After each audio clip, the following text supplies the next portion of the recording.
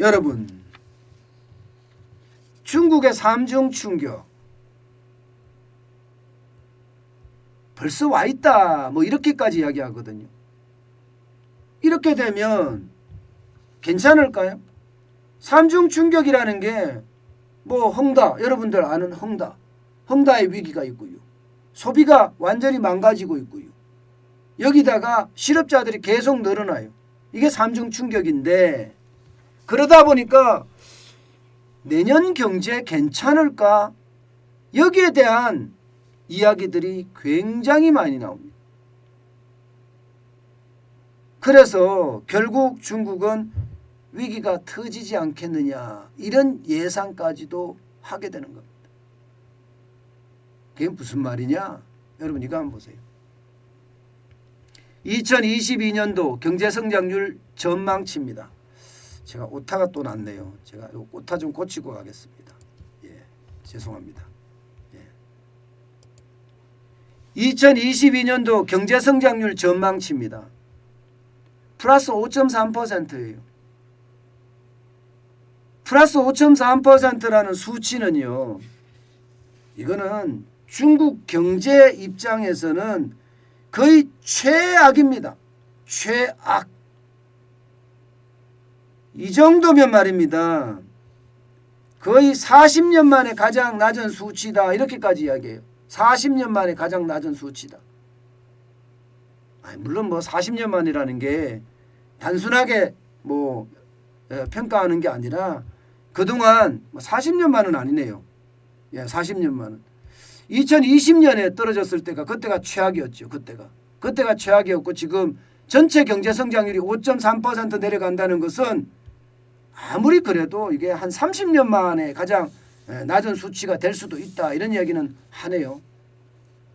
이게 다른 것도 아니고요. 중국 사회과학원에서 발표한 겁니다.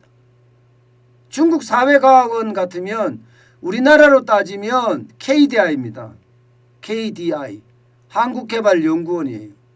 쉽게 말하면 중국의 국무원, 나라를 다스리는 게 국무원이겠죠. 국무원의 싱크탱크입니다. 근데 여기서 5.3%라고 이야기했으니까 이것은 어떻게 생각하면 진짜 엄청난 겁니다. 거의 30년 만에 최저치입니다. 30년 만에. 물론 그 사이에 몇 개를 빼야 돼요. 40년까지도 갈 수 있는데요. 그 사이 몇 개는 빼야 됩니다. 뭘 빼야 되느냐? 2020년에 2.2%, 코로나 위기 때 2.2% 빼야 되고요. 1990년에 3.8% 빼야 됩니다. 80년에 3.8%. 그걸 빼고 나면 1978년 이후로 40년 만에 가장 낮은 수치다, 이렇게 이야기합니다. 쉽게 말하면 여러분, 외부적인 충격으로부터 위기가 와서 경제 성장률이 떨어진 것을 제외하고는요, 최악이란 뜻이에요. 이게 결국은 내부적인 위기가 계속이 된다는 이야기잖아요. 여러분 이거 한번 보세요. 지금까지 중국은요, 7%, 6%, 7% 성장, 8% 성장은 당연한 걸로 생각했어요. 당연한 걸로. 그런데 이게 6%까지 2015년 이후부터 쭉쭉쭉쭉 빠지더니 2020년엔 최악으로 떨어졌다가 지금 다시 올라가기를 작년에 8%, 2021년에 8% 가지요. 이게 내년에 가면 5.3%. 이게 5.3%는 이게 진짜 최악이 된다는 거예요. 최악이. 그만큼 심각한 양상이 된다는 겁니다. 그런데 왜 결국 위기 터진다고 이야기하느냐? 5.3%로 성장하는데, 이게 여러분 중국의 인구 규모에 적어도 5%는 넘게 6% 가까이는 성장을 해야지 이게 충격이 덜하다는 이야기예요. 무슨 이야기냐? 6%는 성장을 해줘야지, 아무리 적어도 5.5%는 성장을 해줘야지 고용이 안정을 맞아간다는 이야기입니다. 적어도 1000만 명에서 좀 많게는 1300만 명을 계속 고용을 달성하기 위해서는요, 적어도 5.5%. 1000만 명에서 1300만 명 하려고 그러면 고용을 계속 가져가는 게 이게 쉽지 않잖아요. 쉽지 않습니다. 그런데 5%는 성장해야 되는데 5%가 성장을 못하고 5.3%는 5점 밑으로도 떨어질 수 있다는 거잖아요. 이렇게 되면 중국의 고용시장이 쉽게 말하면 박살납니다. 박살납니다. 그래서 충격적이라는 거예요. 심지어 말입니다. 해외의 시각들은 피치 같은 경우는 5.2까지 내렸습니다. 세계은행은 5.1까지 내렸고요. 심지어 JP 모건 체이스 여기는 4.7까지 내렸습니다. 일본 노무라 연구소는 4.3까지 내렸어요. 그럼 중국은 지금 최악이라는 거예요. 최악. 경제학자들도요. 6% 성장 못한다. 5% 중반도 힘들다. 이렇게 이야기합니다. 그러면 그 후폭풍이 진짜 장난 아니게 됩니다. 실제로도 여러분 보세요. 분기별 성장을 보면 중국이 지금 떨어지고 있습니다. 2021년 1분기에 18.3% 성장을 하더니 2분기엔 7.9%로 떨어지고 3분기에는 4.9%, 4분기에는 심지어 2%까지로 떨어질 수 있다. 이런 위기까지, 이런 이야기까지 나오거든요. 결국 이게 위기가 된다는 거예요. 결국 이게 위기가 된다. 그렇게 되면 여러분, 그렇게 되면 진짜 삼중 충격은 엄청 심각하게 될 거예요. 결국 저렇게 떨어뜨리는 가장 큰 요소가 헝다잖아. 헝다 디폴트가 지금 중국이 쉬쉬하고 통계나 지표가 안 나와서 그렇지 중국은 굉장히 심각하다는 거예요. 왜냐하면 부동산이 중국 경제 성장률의 30% 비중을 가지고 성장하고 있습니다. 그러니까 경제 성장하는데 부동산이 30%를 차지한다는 거예요. 그런데 이 30%가 지금 흔들흔들한다는 겁니다. 심지어 말입니다, 여러분. 심지어 이게 지방 정부의 재정 같은 경우는요. 땅을 헐값으로 사들입니다. 땅을 헐값으로 사들인 다음에 이것을 고가로 부동산 개발업체에다 넘기거든요. 부동산 개발업체에다가. 우리하고 똑같죠. 개발업체에다 넘기면서 여기에 시세 차익을 가지고 지방 정부가 운영이 되고 있는 곳이 많습니다. 그런데 부동산이 이렇게 무너지면 어떻게 될까요? 실제 말입니다. 중국 지방 정부의 재원 중에 말입니다. 토지 판매가 무려 많을 때는 50%까지 차지해요. 50%까지. 그러면 이게 안 되면 지방정부 재정이 무너집니다. 지방정부 재정이 무너지면 이것은요 중국 전체의 위기로까지도 갈 수 있다는 거예요. 그만큼 지금 중국의 부동산 문제는 심각하다는 거예요. 심각하다. 지금 말을 안 해서 그렇지 엄청나게 심각하다. 이렇게 이야기하고요. 두 번째는 내수입니다. 내수도 이게 만만치 않다는 거예요. 우리나라는 내수가 경제성장률에 차지하는 비중이 한 46% 정도 되나요? 46%. 우리는 수출이 많습니다. 수출이 한 44% 정도 됩니다. 그런데 중국은요. 미국하고 비슷합니다. 내수가 차지하는 비중이 60% 이상 됩니다. 60%가 안 될 때도 있지만 60%가 넘을 때가 훨씬 많습니다. 그러면 이게 내수가 좋아져야 되잖아요. 내수가 좋아져야 되는데 부동산이 저렇게 부러지니까.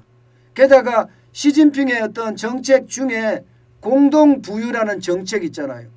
공동부유라는 정책까지 나오니까 돈 많이 버는 사람들이 돈을 안 써요. 돈 있는 거 자랑하면 안 되겠구나. 잘못하면 철대 맞겠구나. 아니면 뭐 어딘가 사라지겠구나. 이런 생각을 하니까 부자들이 돈을 안 씁니다. 중국의 부자들이. 돈을 안 쓰니까 어떻게 됩니까, 여러분? 소비가 그만큼 위축될 수밖에 없습니다. GDP의 기여도가 60%가 되는데 이게 안 되면 중국 경제 또 어려워지죠. 이렇게 되면 결국 말입니다. 고용까지도 최악으로 간다는 거예요. 고용까지도. 이게 성장이 그만큼 더뎌질 거 아니에요. 이게 쉽게 말하면 부동산이 망가지고 내수가 망가지면 버틸 수 있는 건 수출밖에 없는데 여기도 수출은 지금 잘 되고 있으니까 그나마 다행이지만 만약에 미국의 금리 인상을 하고 미중 충돌이 한번 발생을 한다면 어떻게 될까요?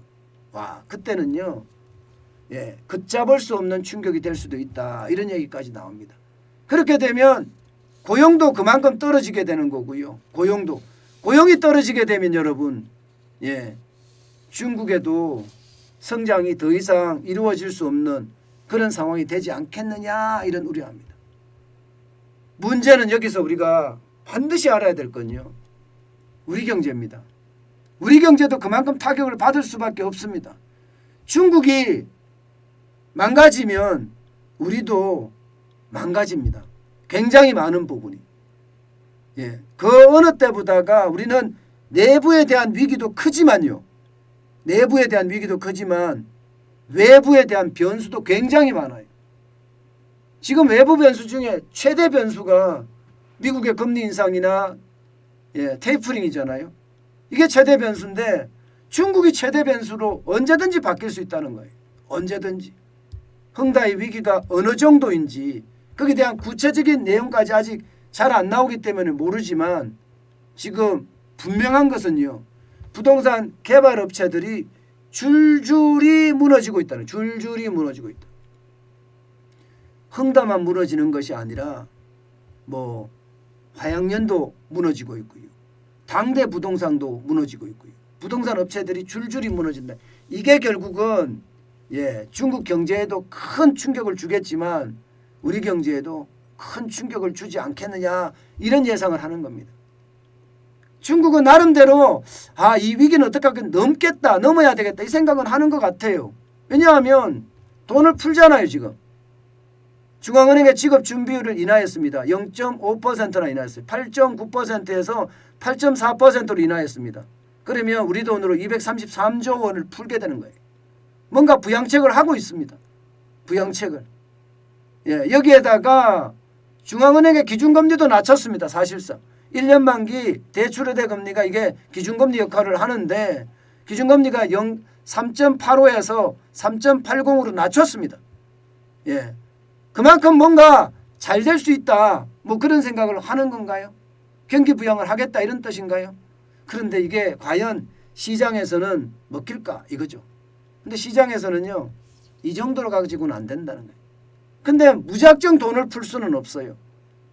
중국도 지금 인플레이션이 굉장히 심각하거든요. 심각합니다. 특히 생산자 물가가 뭐 11월 달만 하더라도 지금 12.9%가 올랐나요? 장난 아니기 때문에 무조건 돈 풀면 인플레이션으로 또 망가질 수가 있거든요. 그래서 중국 경제가 지금 이러지도 저러지도 못하는 것 아니냐 이런 얘기까지 나올 정도로 상황은 좋지는 않습니다. 거기에 대한 대비책 우리는 반드시 가져가야 됩니다.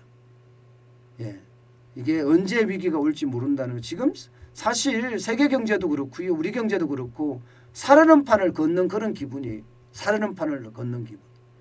이럴 때는요, 현금 비중을 높여가는 거 잊지 마시기 바랍니다.